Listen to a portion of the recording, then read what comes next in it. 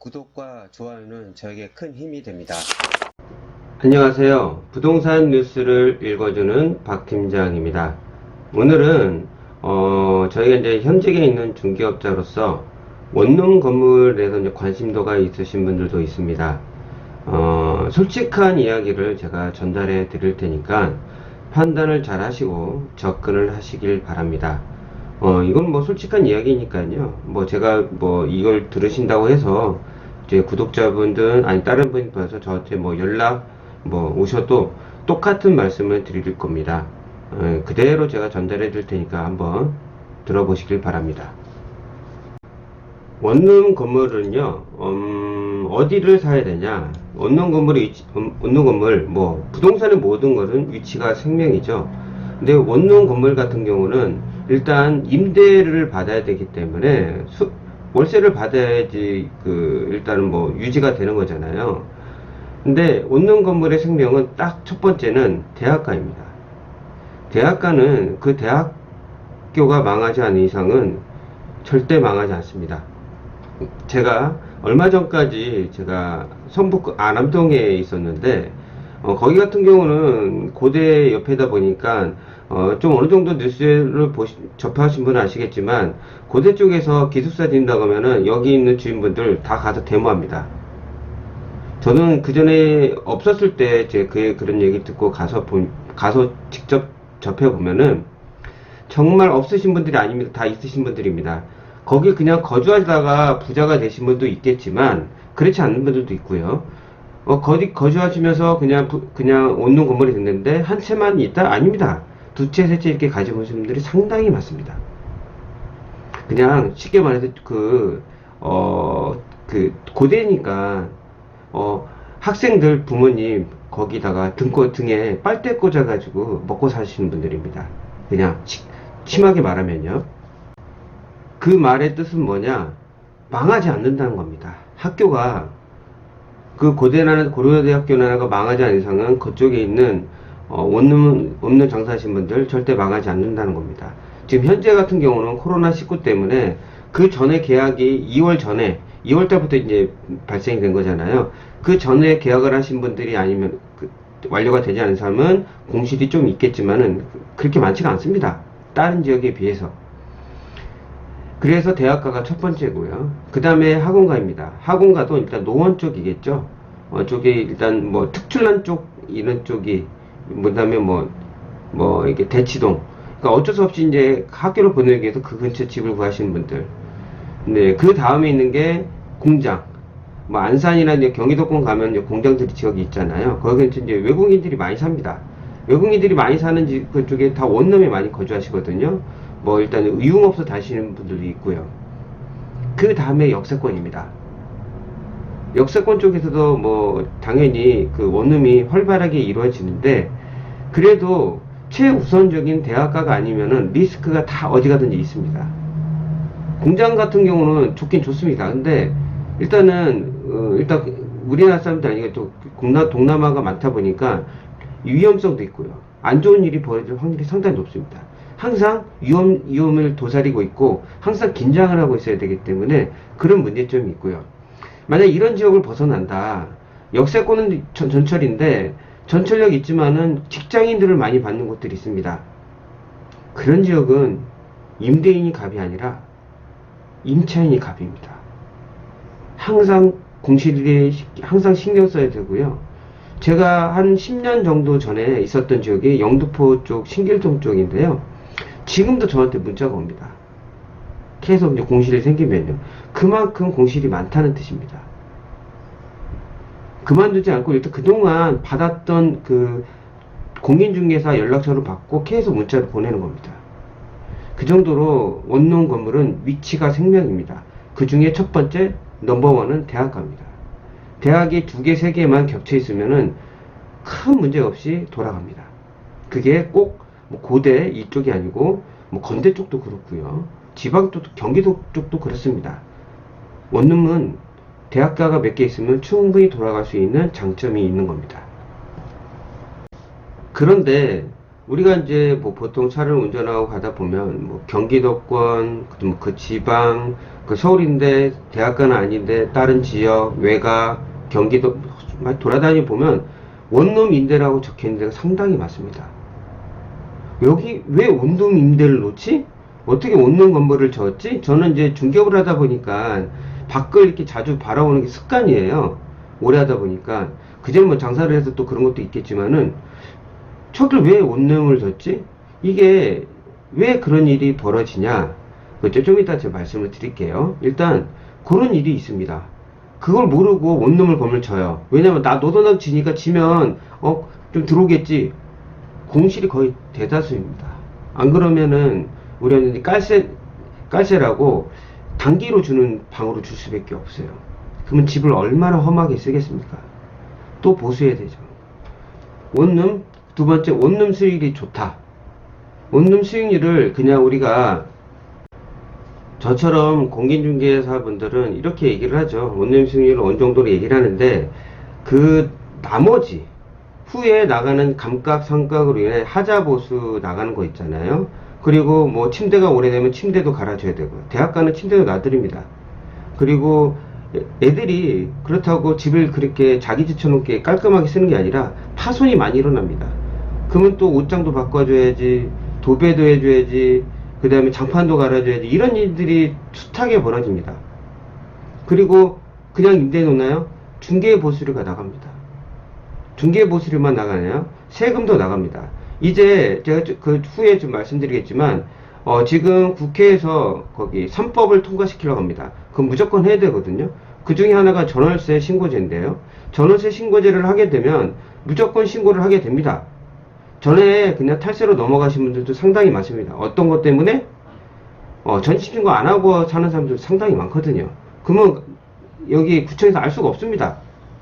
왜냐면 그거 신고를 하지 않은 이상은 알 수가 없어요. 근데 그게 되면 이제 전월세 신고제가 되게 되면 무조건 신고가 됩니다. 공시지가 9억 이상 넘어가면 이제 무조건 세금을 내야 되는 겁니다. 한 채이면서 공시지가가 9억 이하라고 하면은 비과세이지만 두 채 그리고 한 채인데 9억 이상이면 무조건 세금이 나갑니다. 그런 부분을 꼭 생각을 하셔야 됩니다. 원룸은 수익률이 그렇게 높지가 않습니다. 어느 지역 가던. 수익률이 높은 지역은 리스크가 큰 거예요. 어떤 리스크? 공시율이 상당히 높습니다.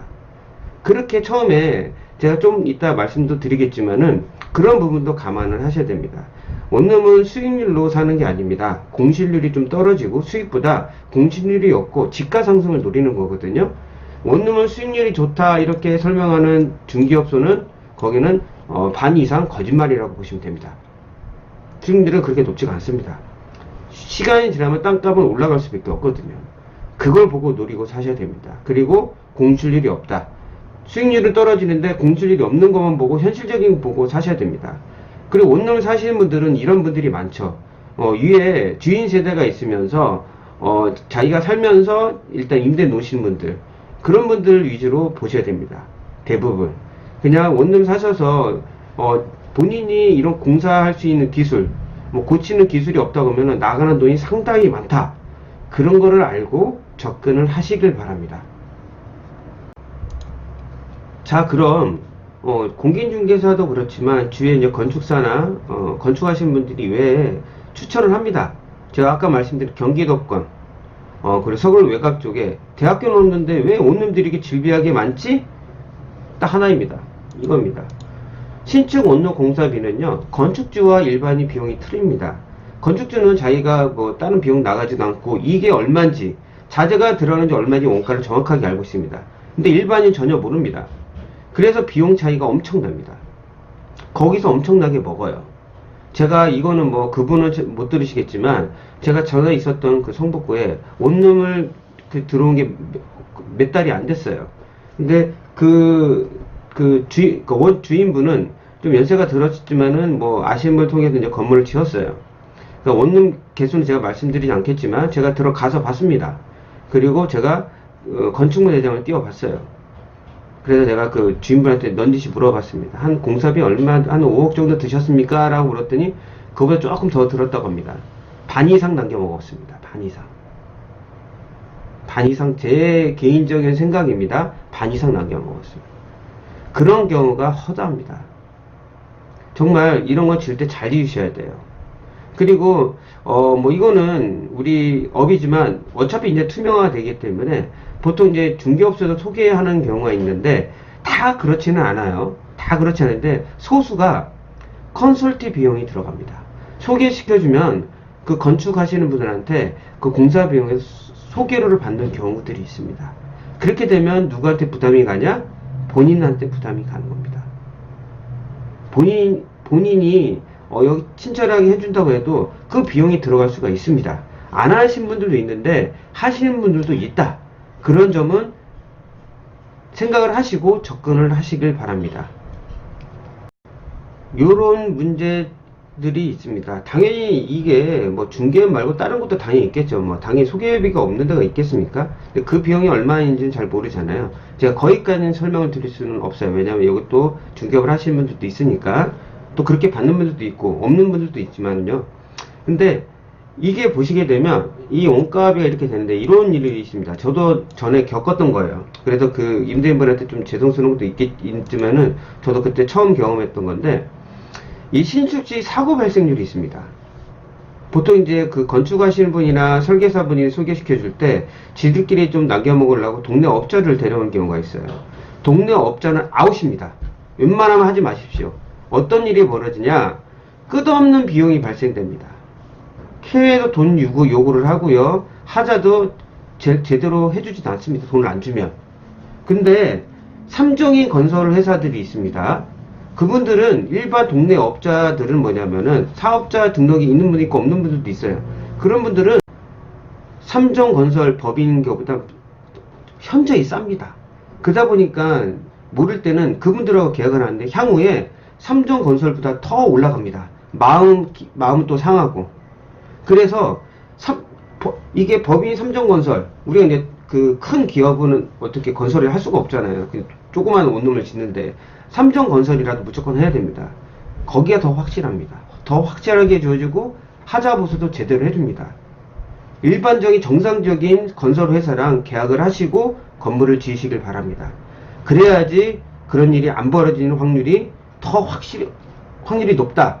뭐 삼성건설에도 벌어질 수 있겠죠. 집이라는 건 사람이 짓는 거니까. 근데 하자 보수 그리고 끝없는 비용 발생은 거의 없다고 보시면 됩니다.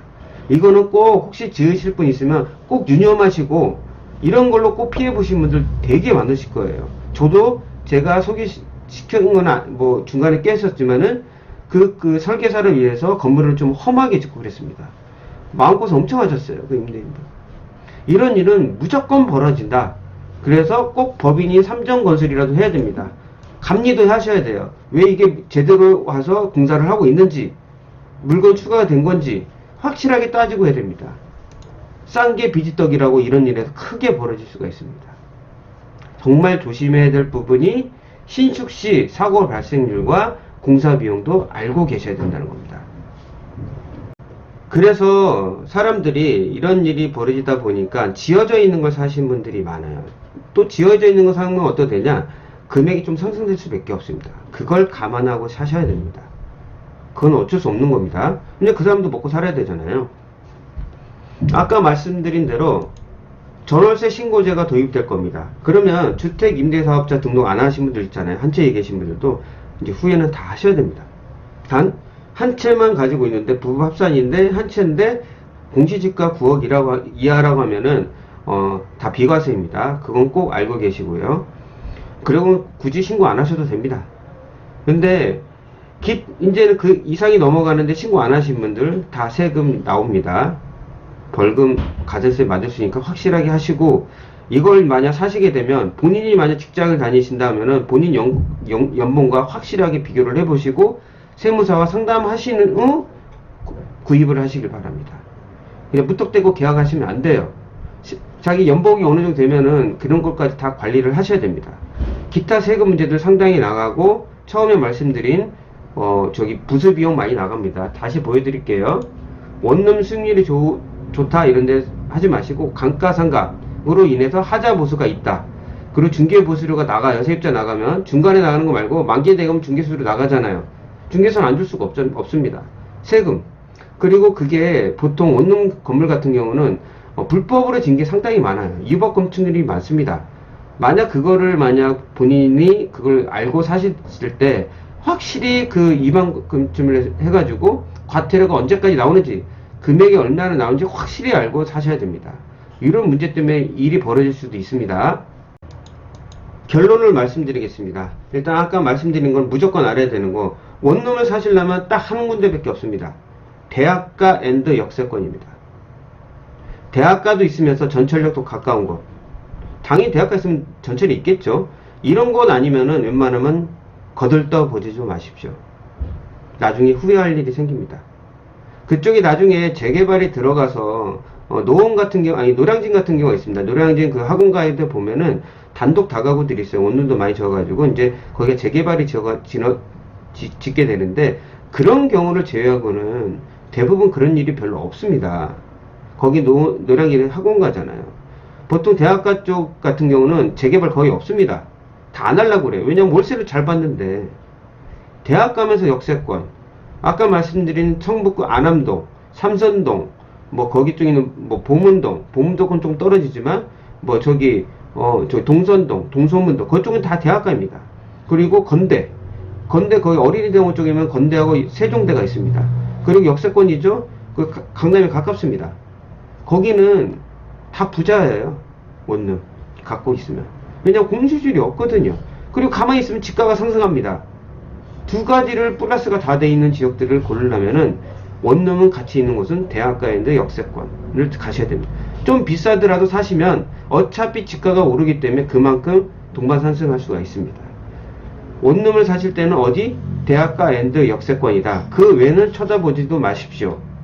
지방에 제가 경기도권 어디 가다 보면, 출장 가다 보면은 원룸 건물도 많이 짓고 원룸 임대 바깥에 붙여놓은 거 있거든, 보거든요. 상당히 안타깝습니다. 제가 봤을 때는 그 컨설팅 당한 겁니다. 거의 대부분. 본인이 원하는 경우도 있겠지만, 짓게 되면 건축하시는 분 돈 벌죠. 그 소개해준 뭐 중개사나 다른 컨설팅 돈 벌죠. 다 그런 경우 있을 수밖에 없어요. 경기도권은 더 그 퍼센트가 높을 수밖에 없거든요. 그런 일을 당하지 않으시려면 확실하게 알고 접근하시길 바랍니다. 저는 이거는 솔직한 말씀을 드리는 겁니다. 그래서 돌직구라고 내용을 적은 겁니다. 원룸을 구입을 하실 때 이런 부분을 좀 감안하시고 접근하시길 바랍니다. 오늘 들려드렸던 내용 어떠셨나요? 정말 도움이 되실 거라고 저는 생각합니다. 있는 그대로 설명을 드린 거니까요. 좀 구독과 좋아요 눌러주시면 저에게 큰 힘이 될 것 같습니다. 다음에 더 나은 부동산 뉴스로 찾아뵙도록 하겠습니다. 끝까지 들어주셔서 정말 감사합니다.